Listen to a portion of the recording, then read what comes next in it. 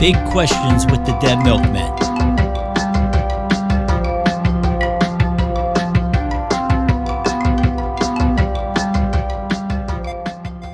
My big question for you fellows this week is, what is your favorite fan theory? Either movies or albums or whatever, TV shows. Well, the one I chose was Charles Manson's theory that the Beatles were somehow involved with, in conjunction with Revelation 9 mostly, to help assist. The Beatles were there to help assist the Manson family in helping the African American community to rise up against the Caucasian community, and the Manson family would be hiding for years and multiplying to 144,000. Then they would come back and take over what was left of the earth. And he even found some connection with Beatles lyrics. Yep, scariest book I've ever read in my life. Hey, how scary is this? Vienna apparently went through highlighting parts of it. I believe it. So, yeah, it's the reason I picked that one is because it seems like one of the oldest ones to begin with, or at least documented, or one that got so much attention. And I almost wonder in some ways if it kind of was a self-fulfilling prophecy because of all the chaos that it caused, the murders. And I think it also was like the end of the hippie movement. I think after that, people stopped picking up hitchhikers as much, stopped trusting hippies. Yeah, I mean, it's weird. I was like reading Revelation and looking at Beatles lyrics, and I was like, huh. And I remember I had the same thought when I read Helter, Skelter like 15, 20 years ago. I was like, huh, I guess I could see that. That makes a little sense. And then saying that that they had faces like, or there were locusts unleashed. They had faces like men, but hair like women. Locusts, Beatles. Yeah, there's a lot of interesting stuff there. Does it really count as a fan theory, though? Because I could say that Joy Reid is sending me messages every night. So it's kind of or you could say like the guy who killed Rebecca Schaefer had a fan theory. I think it's an excellent representation of a fan theory. It's good. I mean, it's nice. It's got all these complexities. He got people to believe it. It wasn't just one guy. Yeah, he got people to like enact it. I mean, he didn't horrible. He didn't even believe it himself. Yeah. He didn't believe it himself. They were basically, it was a way to get people up there to kill people, to throw suspicion off of Bobby Beausoleil. That's one of the theories, is by getting people, because Charlie had shot a guy, Papa, who he thought was a member of the Black Panthers. He was sure the Black Panthers, he thought he killed him, but he didn't. And when he ran into him at his trial, he said, hey, no hard feelings. There was another guy that disappeared before he could be questioned too. Oh yeah, that's Shorty, which is weird. Yeah. Because Charles Manson is my height. How tall was Shorty? Shorty was like this. You could put him in your pocket. Where's Shorty? I put him in my pocket. I can't find him. Ironically called Shorty, and he was like 6.5 feet tall. No, he wasn't ironically called Shorty. What's his name?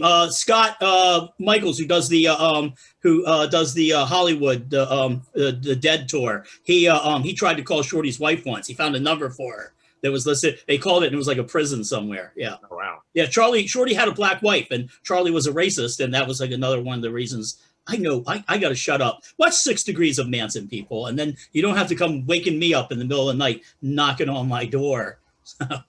Making it witchy. Yeah, making it witchy. Mm-hmm. Creepy crawling. So yeah, I thought that was a good fan theory because he went so far as to have it, or try to have it. Well, what happened? I remember when I read the book, they fled. Maybe it was the LaBianca's house. They fled the house, and they ditched their wallets in like a gas station bathroom or something. And yeah, this is how dumb Charlie was, because it was actually, he thought it was a black part of town, but it was actually a white part of town. And the wallet, nobody ever found it, basically disintegrated. But look at this. My wife has highlighted parts of Helter Skelter and taken notes. I have to sleep next to this woman tonight. I'm a dead man. I'm going to be murdered. So if I understand correctly, Charles Manson was a fan of the Beatles, and that's how his theory is based on the White Album, or just the song Helter Skelter, or the White Album. The White Album. The White Album has songs like "Sexy Sadie," and yeah, that's what they called Sadie Mae Butts. Skelter, Revolution Number 9. Yeah. Okay. Susan Atkins. Yeah. There was a bunch more like kind of vague references that I was like, it's a stretch. But from what I gathered, he was like kind of an obsessive fan of the Beatles. He was also very into the Bible, and they talk about the 5 angels, and the 5th angel is the one that gets the key to the pit of the abyss. Mm-hmm. And like he said, he was the 5th angel, they were the 4, and then opening it releases the locusts, which is like the Beatles. So it's kind of like, yeah. But we all know how it ended. It makes sense to me. He actually tried to call the Beatles once from the payphone at Swan Ranch. Yeah, he left telegrams and letters and stuff for them. Yeah, I think even the LaBianca murder, I think, took place on the day that they were filmed doing the Abbey Road cover when they were walking across the street. Whoa. So yeah, ooh. I like to think maybe they were behind it. Maybe it was their idea of a joke. Maybe they had him on the phone, and like John's like, "Hey, Paul, let's get this hippie to kill some people." Oh, that'd be a gas, John. Have you seen Upon a Time in Hollywood yet? Yes, I have, and I loved it. I loved it. Yeah, and it got so much. It actually, despite being very fictional, got so much correct about the Manson family. I got to shut up about how, again, my wife annotated. I guess that's another fan. Well, no, that's like a fan fiction kind of thing. Mm-hmm. He took it to a different. Well, I don't want to spoil anything in case you guys haven't seen it. I haven't seen that movie yet. I saw it once. I lived it, man. All right, so I'm done with my. Can't kill me. I'm already dead, Jack. Okay. Joe, I think you're next. No, Dean's next. Yeah. So I confess to being somewhat of an idiot, not surprisingly. I actually had to look up what fan theory meant. But then once I heard what it meant, I understood completely what it meant. Because the one I chose has been around for a long time. And now, of course, this episode will be full of spoilers for anything, really. But mine concerns R2D2 and Star Wars, and how he can be considered one of the main characters, main protagonists of the story, because he appears in 10 of the 11 Star Wars films. Of course, the 9 films make up the 9 storylines that I guess that Lucas had in mind. So he's in the very first one through the very end of the 9th one. So you actually get to meet him before you get to meet Luke Skywalker and Princess Leia. If you start from the beginning, the prequels, which are in some ways substandard movies. Whether I don't know whether you're a Star Wars fan or not. And the other thing about this is that I am not like a super geek in all this, so I'm not going to get into the weeds with this because it's just something I saw. I actually saw this on the internet probably 5 or maybe even 10 years ago, and I actually couldn't find the original page where I read about it. And at the time, it seemed like a plausible theory. Anyway, so in episode 1, he belongs to the Naboo Defense Forces. He's one of 3 droids on Amidala's starship, and he's the only one that survives. And he actually repairs the deflector shields and saves the day in that movie. I mean, if you think about it, he could be considered like a secret agent, James Bond type character in all the movies, because he comes through in a clutch and makes the save and moves the storyline forward. In the second episode, Attack of the Clones, he serves both Anakin and Obi-Wan, so he knows Obi-Wan from all the way back in episode 2. He reunites with C-3PO, and he also later witnesses Anakin and Padma's secret wedding. Okay, Anakin, of course, becomes Darth Vader later, of course, if you didn't know that already. And in episode 3, the third of the prequel, quote unquote, prequel movies, he helps Anakin and Obi-Wan rescue Chancellor Palpatine, and he's like one of the battle droids, but again, he saves the day. And that's the movie, I guess, that you see that Anakin falls to the dark side and becomes Darth Vader. Let's see. He knows that about Luke and Leia, the children of Anakin and Padma, or Darth Vader's kids or whatever. And he's the only surviving character at the end of the saga who knows the entire story of the Skywalker family. So he's an important character carrying that information forward. Then you get to the 3 movies that came out when I was a kid, the quote unquote, original 3.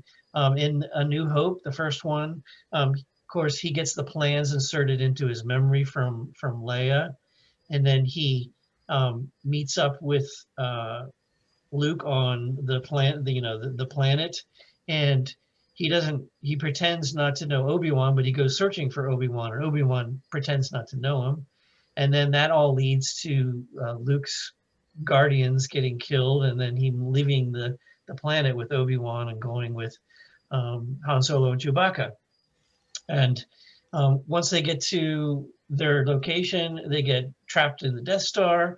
And of course, he comes to the rescue again by, telling them that Princess Leia is on board. They've got to rescue her because he's on a mission from her. And then, he tells them how to get out of there. And basically, he is the one who helps Luke guide his ship and destroy the Death Star. And then episode 5, he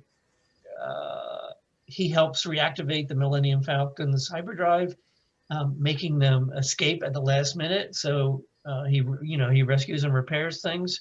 And then in episode 6, The Return of the Jedi, he basically enables them to get away from Jabba the Hutt. So he's key to all these movies so far. And then in the last 3 movies, I'll try and speed this up here. He's in the Force Awakens. He's been kept in storage at low power, but he comes awake, and he's the one that reveals where Luke has been hiding out on this remote island. And so he helps Rey and Chewbacca fly there, navigate there, and they find Luke. And that's how the movie ends. They finally meet up with Luke. And then in The Last Jedi, episode 8, he's reunited with Luke. He convinces Luke to train Rey, and he fixes the Millennium Falcon's computer because that machine was a piece of junk. And then in the last movie, The Rise of Skywalker, he is shown watching Leia dies. I mean, he's known her all his life. I mean, he's like many, many years old. And he plays an important role in restoring CP3O's memory because he can translate the Sith artifacts that hold the clue to the location of the resurrected Palpatine. And then he also accompanies Poe in his X-Wing fighter. So he's like a hero in all these movies, kind of like a secret agent. He comes through in a clutch. He just kind of knows everybody, so it's just kind of an interesting theory that he's like one of the main things. Another little, he knows all the main characters on the Rebel side. He's been with them through the whole time. A little side story. Rodney probably knows this. You know what made the sounds of R2D2? Oh, the ARP, the R2600. Yeah. That's one of the few things I know about Star Wars. I know you're not a Star Wars fan. Not a fan. Yeah. So anyway, so that's my theory is that R2D2 is he could be considered the main character in all the movies. Anyway. Are you familiar with the rival theory from Cracked? First of all, I should say, the only thing I really know about Star Wars is up the street from me, and I'll send you guys the picture. There's in the lobby of a child daycare center is a one-armed Jar Jar Binks. and we call it the Ash Jar Jar Binks. I would have put a chainsaw on it and say groovy. But I saw a film called People versus George Lucas because I was just fascinated by how bad these films are and the fact that they keep making money. And what happened is I came across from that cracked the website. Used to have these really good things. They kind of fallen apart since then, but they were sort of like them talking about movies. And there's one where they talk about their theory is the reason that there's all this horrible dialogue and plot holes you can put the Death Star through is because this is the story being told by R2D2, and he keeps putting himself in it. So he's trying to figure out, one of them seeing there's this couple talking about sand. And the guy's like, he's like, oh, I don't like sand. It, I guess gets in your crotch or whatever. I don't know. And she's like, I don't like sand either. And like, that's a robot writing dialogue. Like the Force was originally this mystical thing. And then it wound up being a bunch of germs because that's like a robot would try to make sense of something mystical. So I'll send over the link to it. It is fantastic. It is one of the best fan theories ever where they figure out it's like the drunk guy at the bar who likes to put himself in the story. You go, no, I was there and you were there and you were there. And the reason like he has apparently there's a Han Solo, I think other film or something. And apparently he's not in that. That's the only one he's not in. Yeah, he didn't have any real interaction with Han Solo. So he wouldn't be able to make up a story about him. So it's just him giving these bullshit stories and putting himself in the center of all the action as somebody would. I'll send that one over. Yeah. Okay, I'm done. I'm going to ruin your childhood there, Dean. Sorry about that. Okay, so I have my fan theory, and this is wholly original, and only my friend Mike Yak has heard it, and he was drunk when I told him, so he ain't going to remember. Mine is a biblical fan theory. You may or may not know God, Yahweh, had a wife. Her name was Asherah, and you can actually find inscriptions that'll say to Yahweh and his consort Asherah. Where did she go? What happened to her? My theory is that God murdered her and buried her in the Garden of Eden. And then to make sure that nobody would find the body, he planted the tree of knowledge of good and evil on top of the body. So nobody would go digging there for it. But he began to realize, wait a minute, her being a god, her powers could be imbued into the tree. So if somebody ate from the tree, she would be imbued in them. So he calls Adam and Eve over and he says like, hey, look, any tree here is yours. Don't eat from this tree though, because you're going to die. And actually that turns out not to be true. So it's a lie. So right there we have, if you call a character witness and say, well, did he ever lie to you? Go, yeah, he told us if we ate from the tree, we'd die. But here's the thing, okay? How do we know this? What happens? What goes wrong? All right, Satan witnessed the murder. I don't know how familiar you are with medieval satanic literature. I have a passing knowledge of it. But in that, Satan is often depicted as having a limp. And that was because he hurt his leg in his fall from heaven. So Satan is sitting in his apartment, like Jimmy Stewart in Rear Window. He's just sitting there like, well, take a look at that. That dog fell over there. Well, he's murdered his wife. Okay, people, it's not the best Jimmy Stewart, but it's going to have to do. All right, it's like somebody should do something about this. So Jimmy Stewart does the snake thing, and he crawls over and he says, well, sure, you can eat from the tree. Your apples are in Bob's house, and you've got apples in Bill's house. By the way, point this out, since I'm doing the It's a Wonderful Life thing. Every Jimmy Stewart movie gives a clue to this. If you think I'm bullshitting, here, hang on. I gotta show you this. I don't know. Can we get this? Eddie, can this? All right. So this is a chart that explains everything. Like up here, you got Bedford Falls, Fall of Man. Okay. Fallen Angel. There's David Voorhees. He played Angel. He lived in Philadelphia. Jimmy Stewart was in the Philadelphia story. Check Revelations. Dan, you were reading that? To the church in Philadelphia. Revelation 3.7. It's all here, people. It's all here. So what happens is, by the way, this guy here from It's a Wonderful Life, the guy out on the porch, he's an avatar or aspect of the serpent. And that's why he's saying, kiss her, stick your tongue down her throat and get her pregnant. So, yeah. So it obviously, once you go through this, it makes a lot of sense. So what happens then is Eve eats the apple, and then Asherah is imbued in Eve, and that begins the fall of the patriarchy. Thank you very much. Wow. Woo! Sounds good to me. My friend Harvey saw the murder. Joe, you want to save me? Like Dean, I'd never heard of this fan theory thing before this question came about. And now I'm quite aware of the wonderful world of fan theories. And all of these 3 fan theories are pretty good. Broaddish is I never heard of Broaddish before.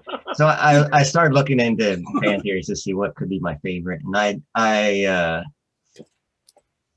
settled on the Brady Bunch one, which I think is pretty old fan theory. Now, if you don't know what the Brady Bunch is, it's a sitcom created by Sherwood Schwartz, the creator of Gilligan's Island. And if you don't know what that is, never mind. But it's it's a family that is a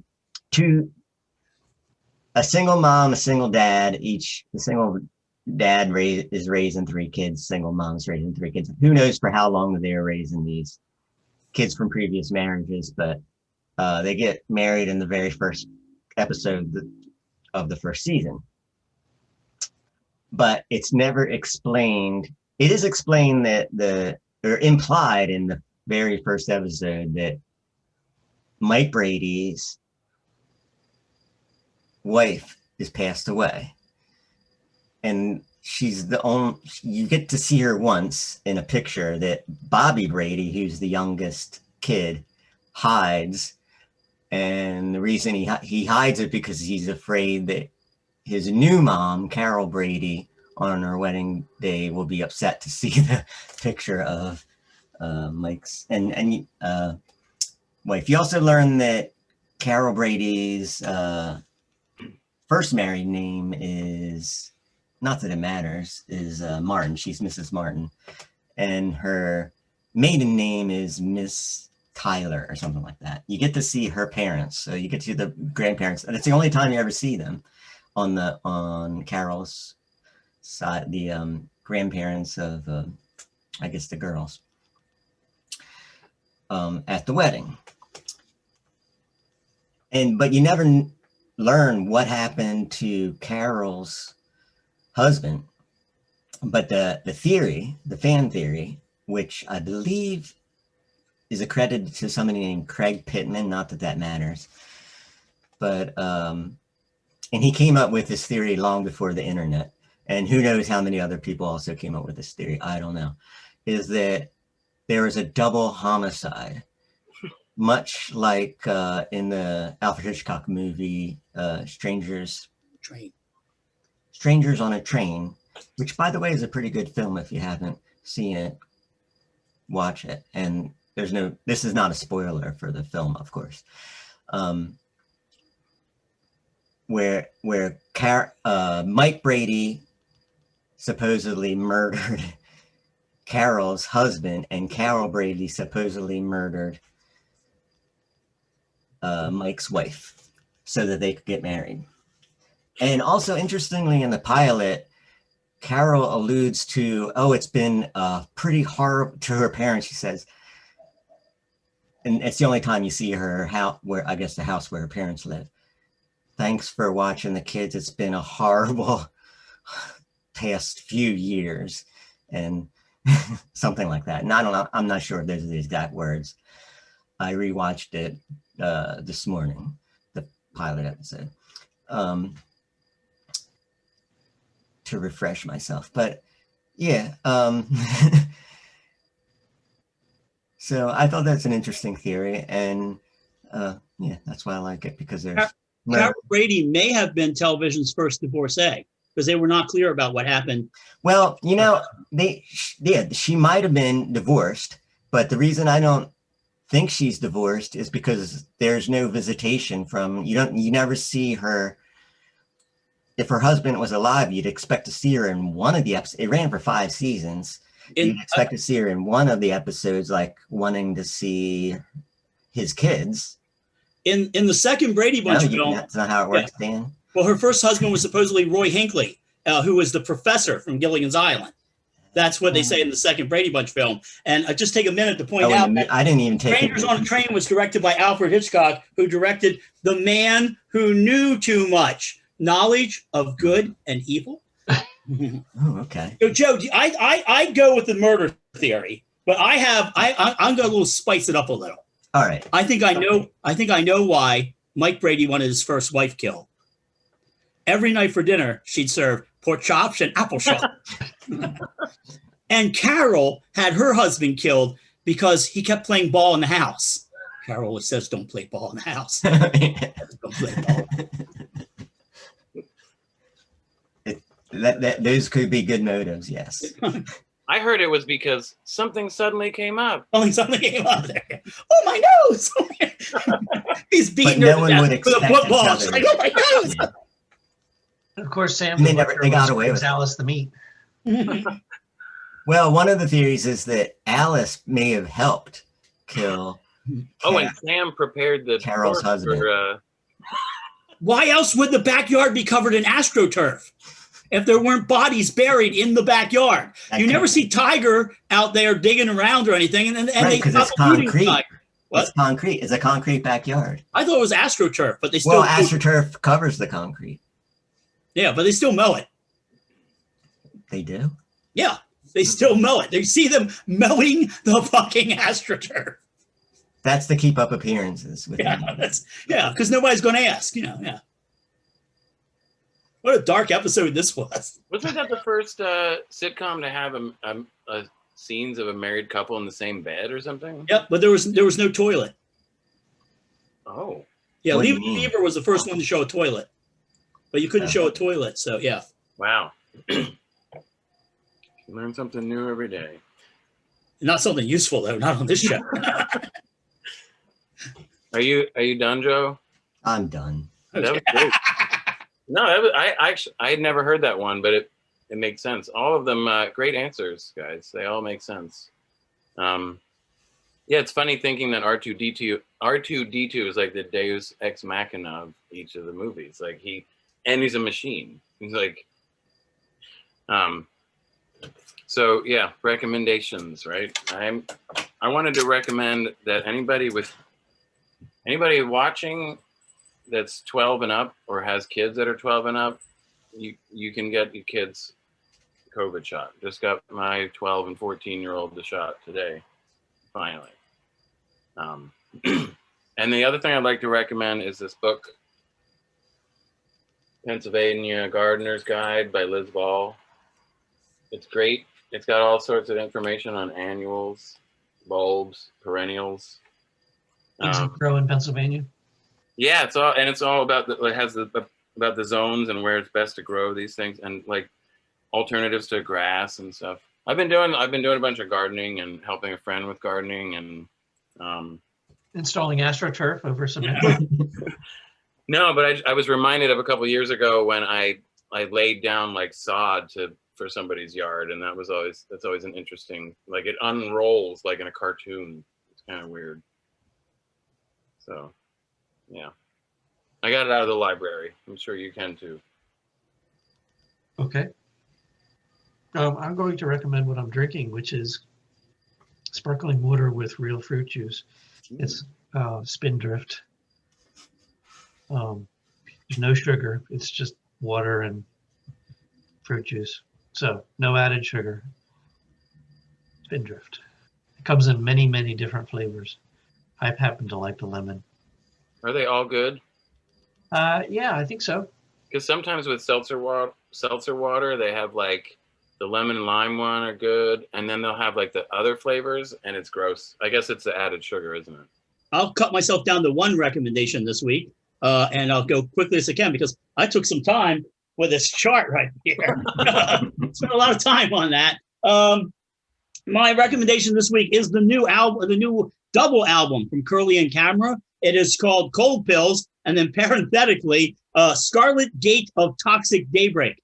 They do everything on this album I tell people not to do. It's a double album. I always say, don't make a double album. Last one of those that worked was Mr. Kitty's like 4 years ago. It begins with a long 8-minute song, and then there are short songs. I always tell people, try to keep everything around the same length, around the same tempo. They are all over the place, and it works. The album is absolutely insane. It sounds like it was made by some cult wearing robes and living out in the desert. Joe, the Sunflower Children of God, this might be the lost Sunflower Children of God album. We may have actually found Curly and Camera may indeed be the Sunflower Children of God, the band that the Milkmen grew out of in the mythos of the dead Milkmen. It is it's really, really good. I put it on in the background. I'm fascinated by it. It's super weird. And listen to my recommendation, because nobody else will be out there telling you to give this a try, unfortunately, because that's the way the world works. I shall give it a listen. I'm going to recommend a documentary that came out in the fall of last year, 2020, and it's called Jimmy Carter, Rock and Roll President. And it's pretty much about how music plays in the life of Jimmy Carter from way back, and especially how it helped get him elected, and and throughout his term and afterwards. So it's kind of like a little look at Jimmy Carter through the lens of his love of music, not just rock and roll, but also country. And I didn't know this before I saw that, but he was a very, very good friend, very good friends with Greg Allman. And Greg Allman was the first, Greg and Cher were at the first dinner that Jimmy Carter had in the White House. Might explain why Jimmy saw a UFO. It's just, now we got another fan theory for you people. Willie Nelson's in it. He was good friends with Willie Nelson too while he was and also while he was governor, he became good friends with Bob Dylan. So they're all in it. But also, what is it? Oh, I missed it. Okay. Well, yeah, just watch the movie. That's it. Thanks. Sounds good.